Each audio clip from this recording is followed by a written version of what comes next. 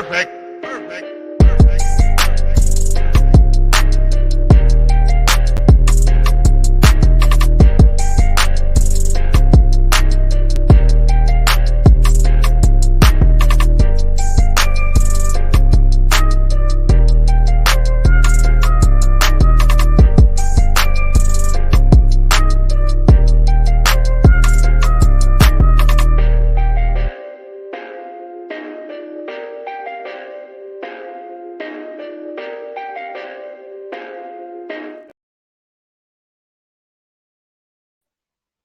All right, everybody, what's going on? And welcome to today's edition of SWAC Talk. Of course, this is the show. We cover the SWAC inside and out, and I'm your tour guide around the SWAC Seawells coming at you. And today, we're going to talk a little bit of Arkansas Pine Bluff Golden Lions, man. We're going to just kind of see, like the title says, what's next for the Golden Lions, man. You know, like I said, they're coming off of a bad run of the last couple of years. You know, they went to the SWAC championship in the spring 2021 season. In 2019, I think they were 6-5. Before that, they were really down. Looked like they were turning a corner. And then the 2021 fall season happened. And then this past fall season happened, and they got a new coach. So I just want to kind of share my thoughts on where I think this team is headed, you know, and just that kind of stuff. Not necessarily an outlook or anything like that, because we're going to get to all of that as we get closer to the season. But I just wanted to kind of share some thoughts on Pine Bluff, because they are the only team in the West that most people are not really talking about. So before we do all of that, you can check out the socials down the screen, down below. Facebook is SWAC Talk. Instagram is SWAC Talk. Twitter, SWAC Talk 76. I have created a Patreon account now, so man, if you all want to support the show, we have a couple of different levels that you can do that with. Each one of them has their own benefits, including I want to start a monthly member roundtable live show where, you know, if you want to hop on the live, you can do that, and also starting a members only group chat. You know, we could spread rumors, talk noise, and all that whole stuff. So you can check all of that out on the Patreon. That's SWAC Talk. So check that out, and hopefully you'll be able to support the show and help us continue to grow.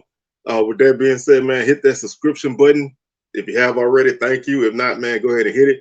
Like the video, share, feel free to comment, and let me know your thoughts on Pine Bluff. So Pine Bluff, you know, like I said, man, this was a team that really struggled the last few years.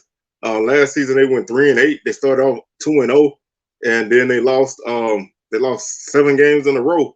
They lost 8 games in a row before they beat Alabama State to close out their season. And they have only won 2 out of their last 14. I mean, 2 out of their last 16 SWAC games they've won. So they have not had a lot of success in the SWAC these last couple of years, coming off of that spring season where they went to the SWAC championship. So they have just not had a lot of good fortune for them.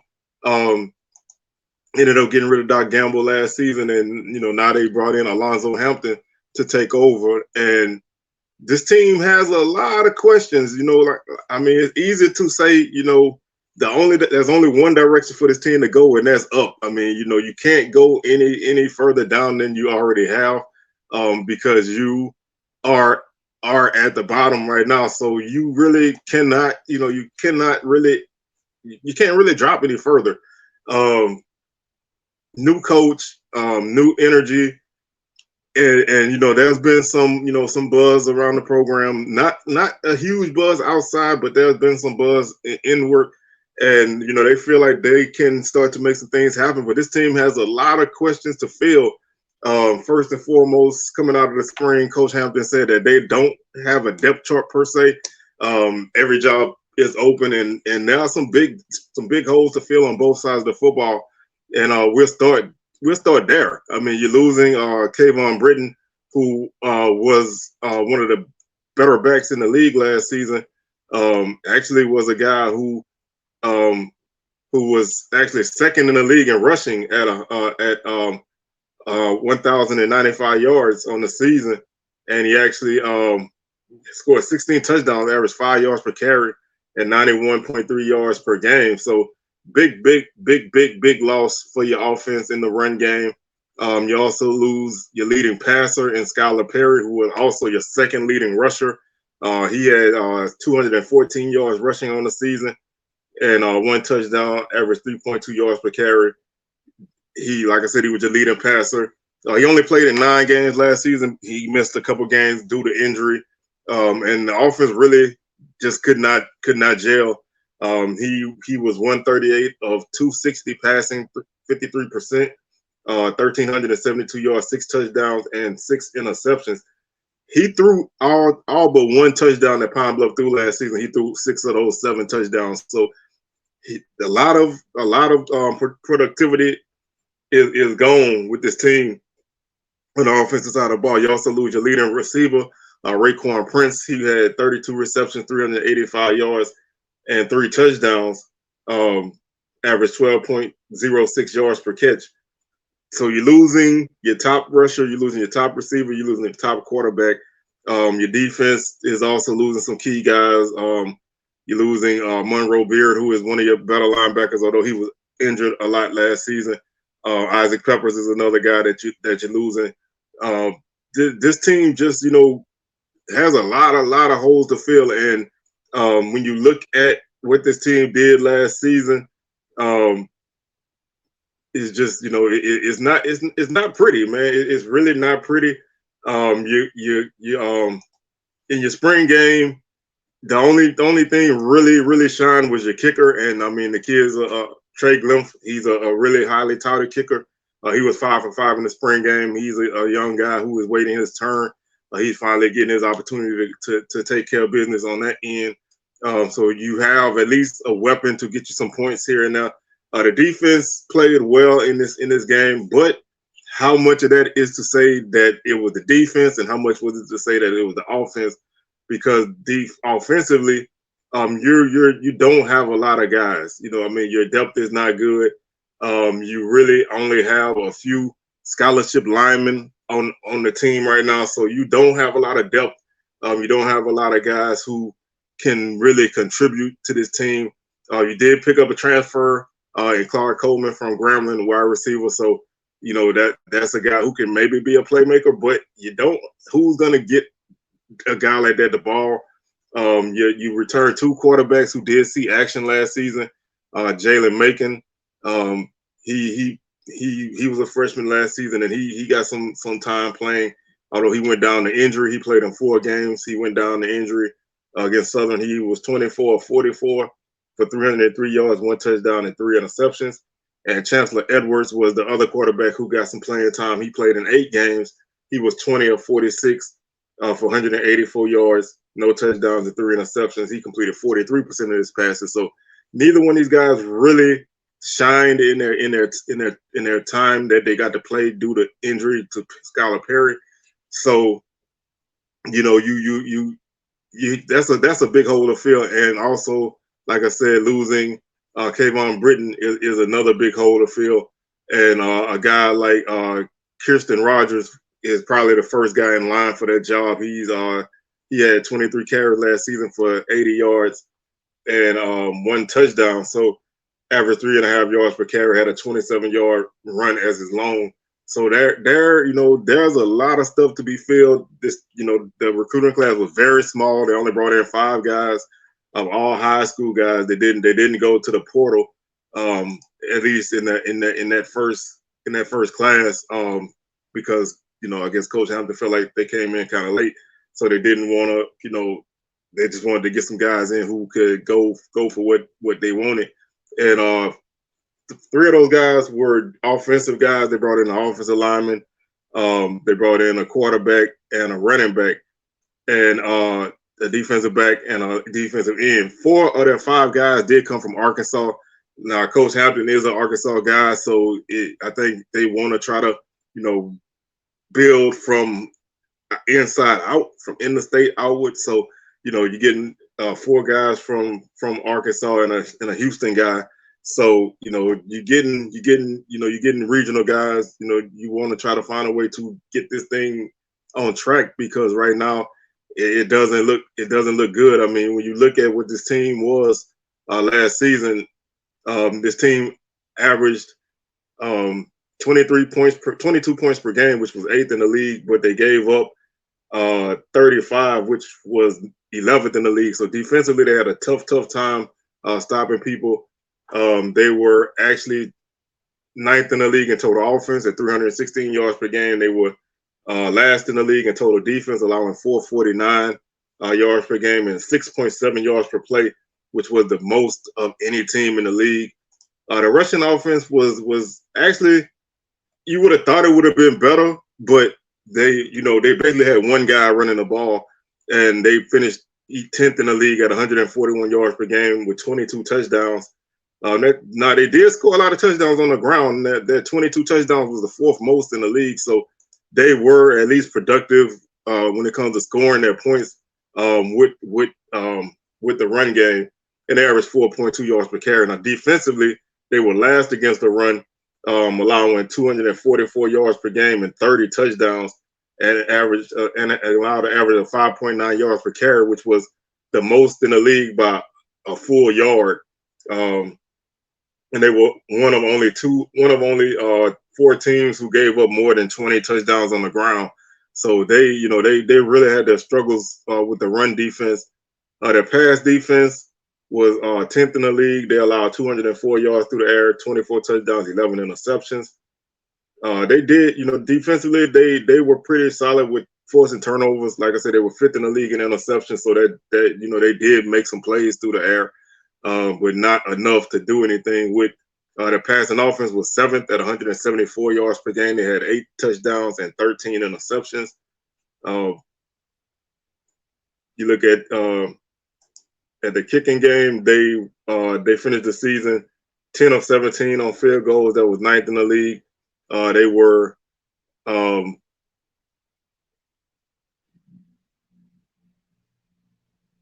they were 3rd in the league in extra points at 32 or 33 for 97%. So they were pretty automatic in that aspect when they did score points.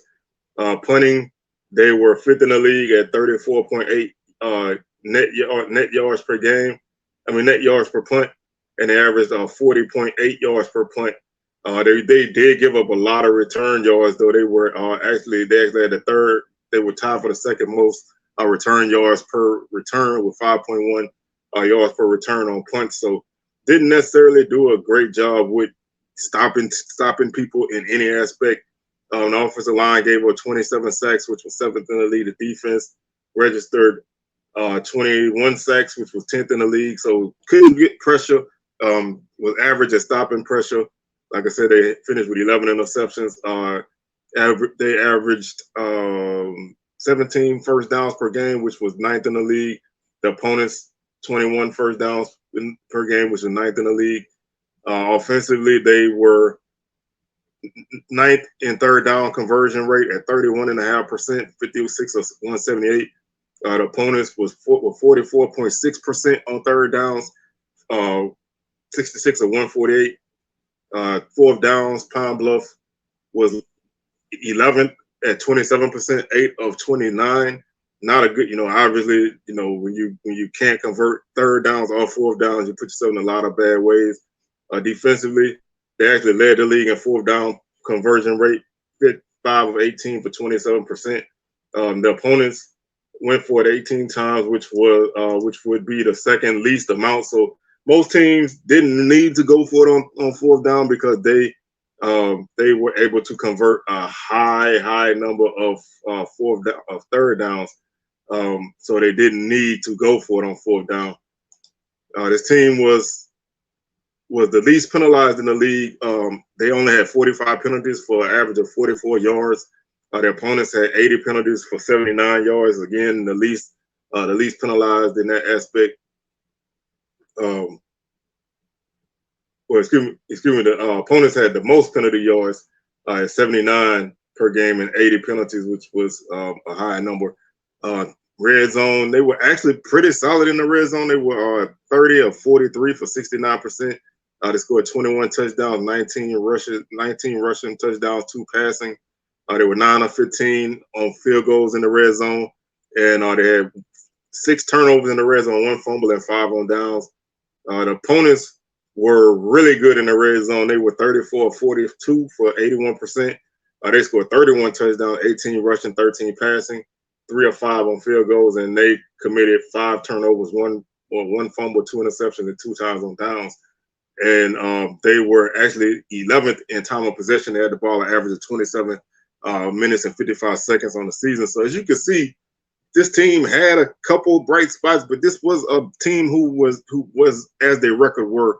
And this season, it's going to take a lot to overcome that, and that's why I feel like there's only one way to go this season, and that's up.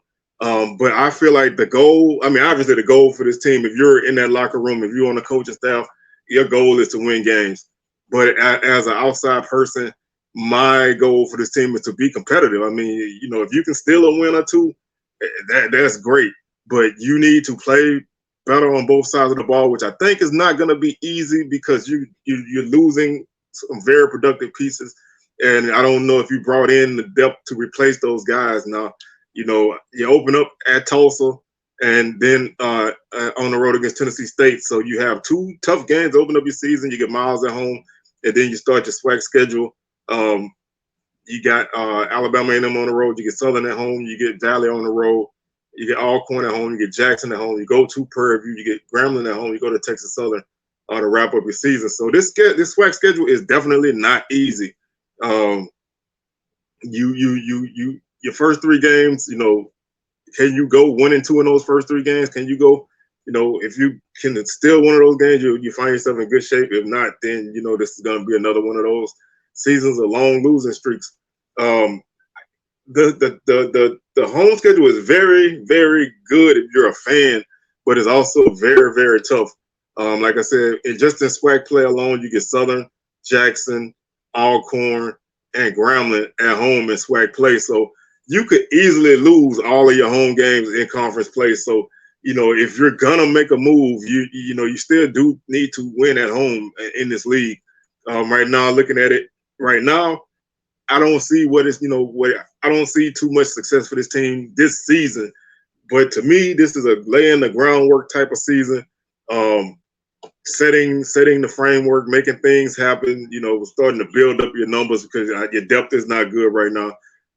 You got to be active in the portal. I know that may not be a philosophy that they wanted to go too early, but you're going to have to do that, especially leading up to the season to kind of solidify your roster. And you need some game breakers. I would, you need to find some guys who can make some people miss, make some plays because you need big plays. This team, did not get a lot of big plays last season outside of Kayvon Britton, really. So not a lot of, they didn't really hit a lot of plays that would just be typically explosive plays. When you look at their longest pass on the season, it was about I think their longest pass on the season was like 52 yards.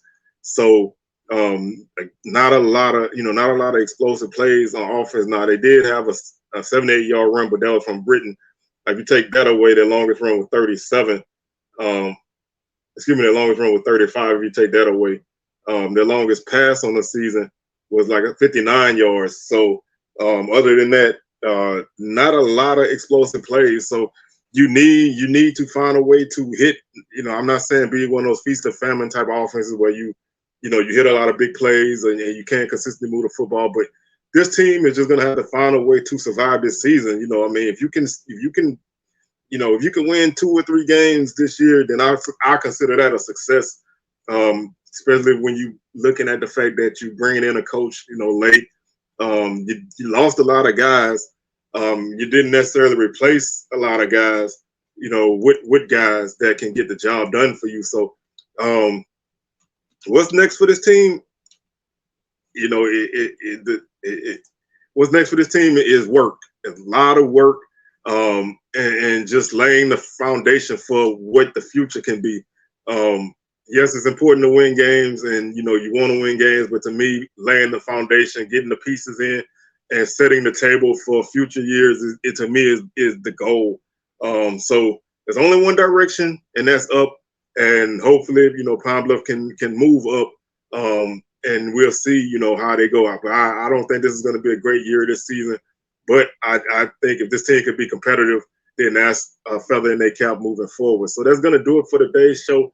We'll be back tomorrow with SWAC Smoke live 6 p.m. Central, 7 p.m. Eastern. Make sure y'all check that out. Again, don't forget to check out the Patreon account. It's SWAC Talk. You know, like I said, we have a couple tiers if you want to help the show continue to grow. Anything would be appreciated. So I want y'all to go ahead and check that out. And we'll be back tomorrow with SWAC Talk, SWAC Smoke, and then we'll be back on Sunday with another edition of SWAC Talk. So y'all stay tuned and keep it locked in, and we'll catch y'all on the rebound. Peace.